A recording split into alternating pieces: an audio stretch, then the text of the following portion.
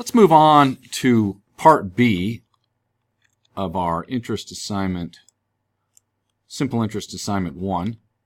Here are the numbers that you should have come up with for Part A. You should have calculated the interest right there. And notice that we simply applied the simple interest formula. P times R times T. And once again, T always is in terms of a year, and so we had to convert these months, 8, 6, 9, and 7, to years. And we did that by simply dividing the months by the number of months in a year. So in problem 4, time was 7 months, so we had to convert that to years. So 7 months divided by 12 months gives us the fraction of a year in decimal format, and there it is, 0.58333. Multiply all of those together, and the interest on this amount of borrowed money, for example, in problem 4 is $270.67. Now, in the next section, we do very similar calculations, take it one step further and calculate something called the maturity value. So let's take a look at problem 5. Principal amount's $820. The rate is here at 13%. I'm going to go ahead and put that in as a decimal, 0.13. It's very important that you understand that 13% is actually the mathematical value 0.13, but we can convert that to a percentage.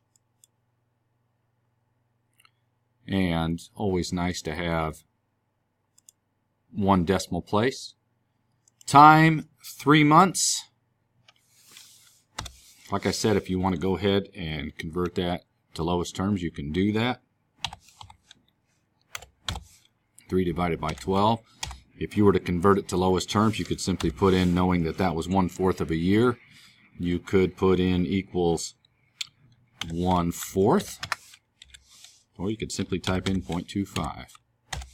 But to ensure that you don't make any mistakes, 3 divided by 12, you get it right every time. And so now we can calculate the amount of interest, just like we did in Part A. Principal times rate times time.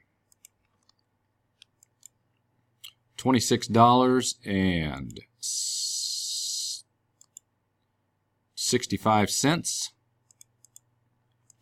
Now the maturity value is simply the principal, the amount you started with, plus the interest that accumulated over this period of time. So at the end of 3 months, the maturity value then will be the principal amount plus the interest.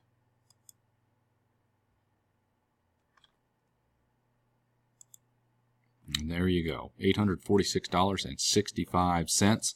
So for this assignment, for this video, we'll just make this Part B. Go ahead and finish 5 through 9, and then we will move on and take a look at Part C.